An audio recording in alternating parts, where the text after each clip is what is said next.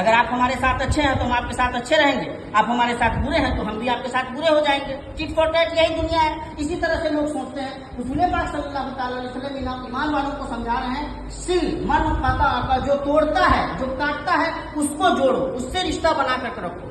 تو بنائے وصل کردن آمدی نہ برائے فصل کردن آمدی. مسلمان کو اس معاملے میں خاص طور سے اور قیامت کے دن جو چیزیں باضابطہ کھڑے ہو کر سوال کریں گی ان میں یہ رشتے داری ہے، یہ صلہ رحمی ہے. اللہ کے نبی صلی اللہ تعالیٰ علیہ وسلم فرماتے ہیں لا يدخل الجنت قاطع، جو رشتوں کو توڑتا ہے، بخاری شریف کی روایت ہے، جو رشتوں کو توڑتا ہے جنت میں نہیں جائے گا. اس کا مطلب یہ ہے کہ رشتوں کی اپنی بڑی زیادہ اہمیت ہے. ہم اس بات کو عام طور پہ سمجھتے نہیں، چونکہ یہ جو خون کے رشتے ہیں نا یہی فریق بھی بناتے ہیں، ہے نا. ہمارے مال و دولت کی جو وراثتی تقسیم ہوتی ہے یہ تقسیم بھی ان کے درمیان ہی ہوتی ہے. شیطان کو یہ زیادہ اچھا موقع مل جاتا ہے کہ وہ